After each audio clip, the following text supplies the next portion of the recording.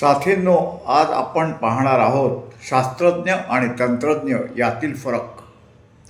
शास्त्रज्ञ हे मूलभूत संशोधन करून नवनवीन शोध लावतात, तर तंत्रज्ञ हे त्या संशोधनावर आधारित उपकरणे बनवतात. शास्त्रज्ञ हे सैद्धांतिक मांडणी करतात, तर तंत्रज्ञ त्या मांडणीचे उपयोजन करतात. शास्त्रज्ञ मानवाला उत्क्रांत करतात, तर तंत्रज्ञ त्या उत्क्रांतीला बढावा देण्याचे काम करतात.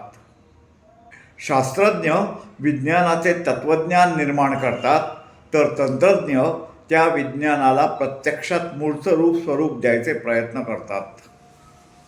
शास्त्रज्ञ विश्वाला गवसणी घालतात, तर तंत्रज्ञ ती गवसणी सुलभ करण्याचे प्रयत्न करतात. शास्त्रज्ञ हा कदापिही दैववादी नसतो, पण तंत्रज्ञ मात्र दैववादी असू शकतो बरं का. उदाहरणार्थ, स्टीफन हॉकिंग्स हे निरीश्वरवादी होते, तर तंत्रज्ञ अब्दुल कलाम हे मात्र दैववादी होते. वरील गुणधर्माधारे आईन्स्टाईनला शास्त्रज्ञ म्हणता येईल, तर अब्दुल कलामांना तंत्रज्ञ.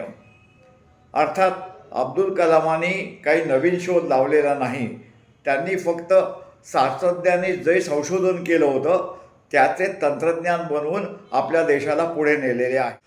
बरेचदा होतं काय की शास्त्रज्ञांमध्ये तंत्रज्ञ दडलेला असतो, तर तंत्रज्ञांमध्ये शास्त्रज्ञ.